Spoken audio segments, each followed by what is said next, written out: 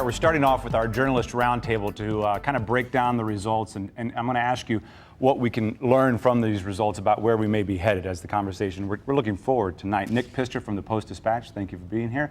Amir Kotovic from St. Louis Business Journal, and Jason Rosenbaum from the St. Louis Beacon. I appreciate all of you being here. First, the results. Any surprise that this tax passed? We're not exactly in an economic boom time right now. Any surprise? Yes, I'm surprised. I did not think it was going to pass in St. Louis County, although it did pass. It was a closer margin than what you would have thought, but to me, there was no real publicity campaign done, and that was done for a reason. And so as we're going to be getting into talking about what is the real message of this vote, are people really excited about the arch? You didn't really see that from the campaign that was going on, but a lot of us did not expect to see the county pass this measure. And just to make sure everyone is clear, this had to pass in both counties. Originally, it said the language was it had to pass in 2 out of 3, city, St. Louis County, St. Charles County. St. Charles County did not put it on the ballot. And that's the next question I want to ask. Speaking of Twitter that Ed talked about, even before the show started, we had questions on Twitter.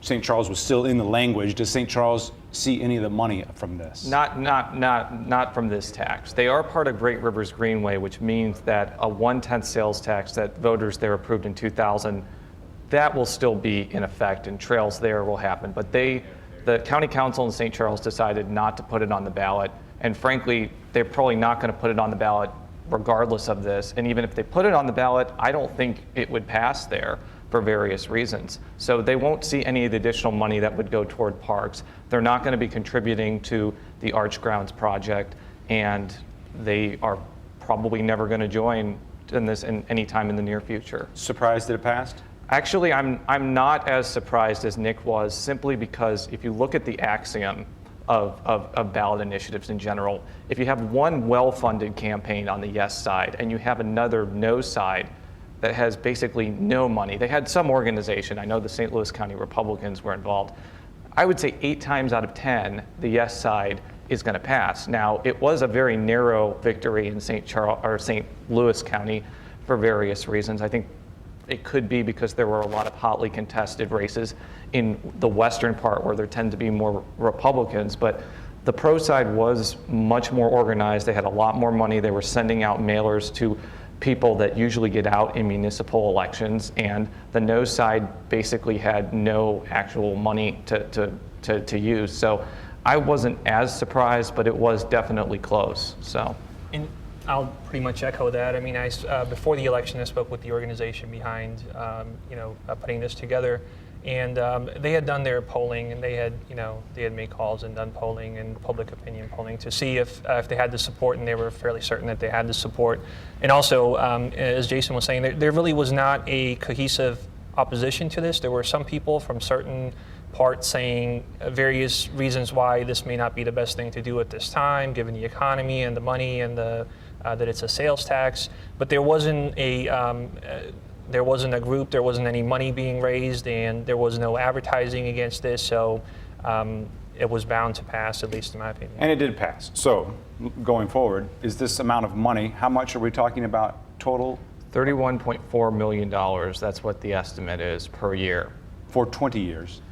Correct? And it could change depending on how much sales tax gets done, but that's the estimate. Okay, so is this enough money to do something radical and something we'll see and be able to see what we get for our money here?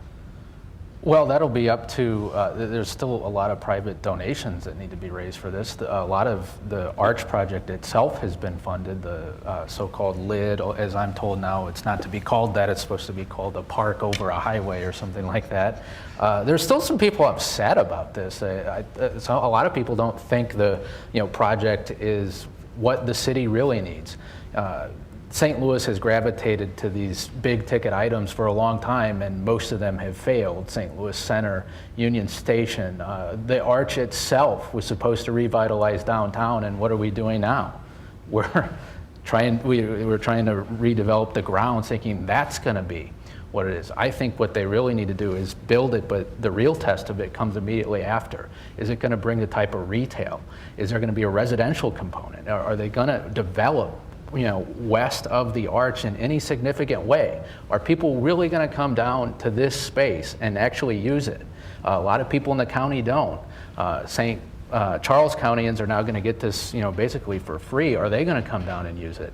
And the last thing you want is this very nice landscaped area or museum under the arch with no one there. Tourists are already going to the arch. Is it going to bring more people there? Are they going to say, oh, I heard that they just redid the grounds underneath it? I doubt it. So it's going to be about how is it promoted outside of here, and how is it promoted here as well to get people to actually use it. And that's where I think the discussion is going to have to be going forward, because this could be a lot of money spent, and we have to make sure that it's spent still correctly. It's not just everyone's approved it.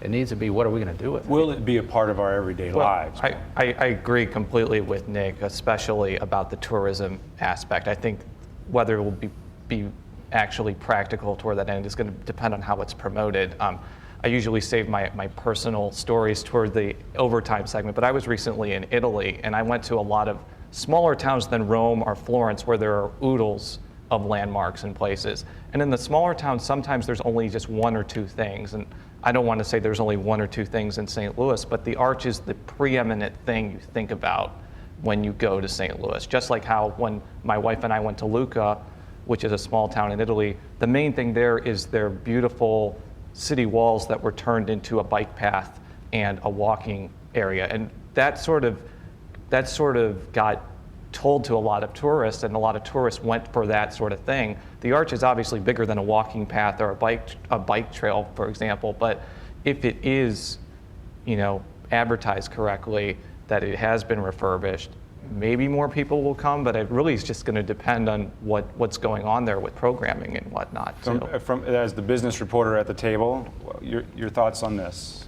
Well, I think the thought behind this is that the arch is the preeminent symbol of St. Louis. It is what you recognize St. Louis for.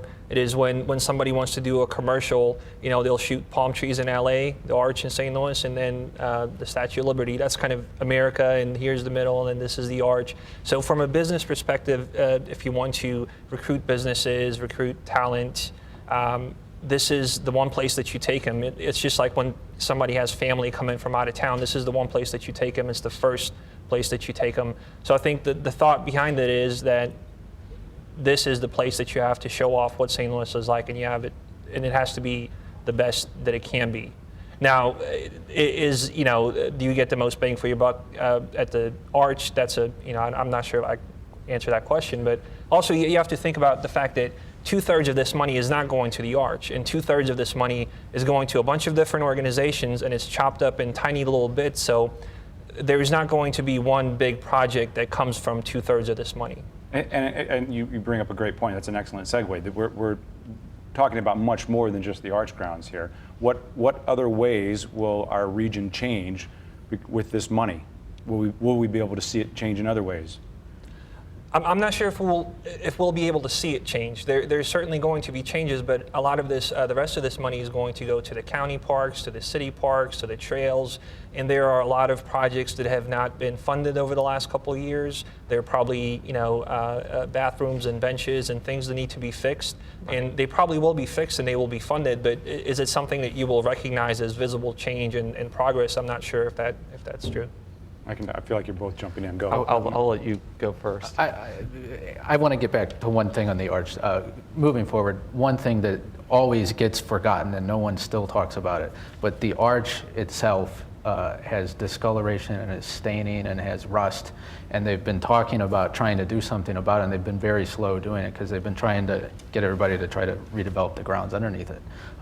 Perhaps when they're talking about this big anniversary, there will be some groundswell of people to actually clean the monument that we're all talking about, and make it look, when you talk about it being the gateway to our city, it doesn't look the best it could be right now.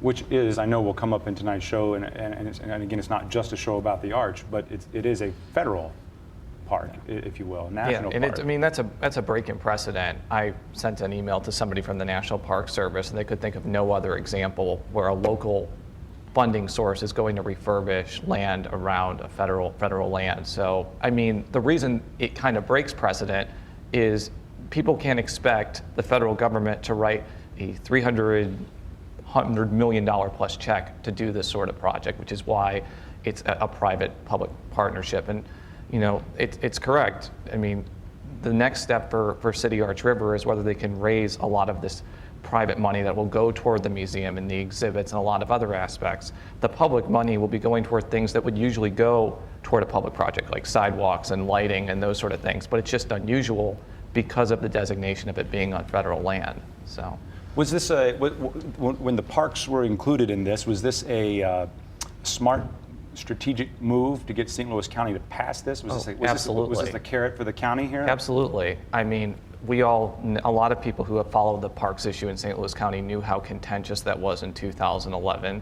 A lot of that money is not going to go necessarily to get a lot of the people that were laid off in 2012 back, from what Tom Ott told me. It's going to be going toward maintenance projects, and same in St. Louis City, as Amir kind of mentioned, benches, restrooms, everything that has kind of fallen by the wayside with limited amounts of money. Or just to cut you off for the sake of time, Sure. you could also say this is this a change? The city is actually going to be paying for something that benefits the county. Can you look at this as an example of some regionalism here in terms of we're on the same page for a change, perhaps? Not completely, because St. Charles isn't involved and Jeffco isn't involved, and none of the Illinois counties are involved. In fact, that's one of the main arguments why St. Charles isn't that enthused about it. Yeah, I think that's, there was a lot of talk about regionalism after this passed, but St. Charles was not involved, Illinois was not involved, and St. Louis County and St. Louis City were able to vote, somewhat in concert together on something, but I don't think it was any, stunning thing that it happened that way. Anything else has come to light while you guys have been reporting on this? Is there any sort of energy that you see that this is representative of the city and its citizens wanting to change or improve? Well, I mean, I think the other thing that needs to be mentioned about the park aspect is, especially in the city, there are just a ton of maintenance projects that they're going to need to be done, in $2.5 million extra per year, which is what is estimated in the city, and even $6 million in the county, is not going to be able to fix every single problem.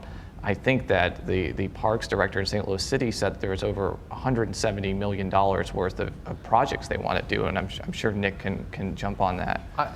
I think when you talk about groundswell of this bringing other things, I think actually what's more interesting in the city now is not what some civic fathers who actually don't even live in the city are wanting to do with city land, but ideas coming from Rally St. Louis or other things that are more organic that make the city a little more unique and interesting. Guys, thank you.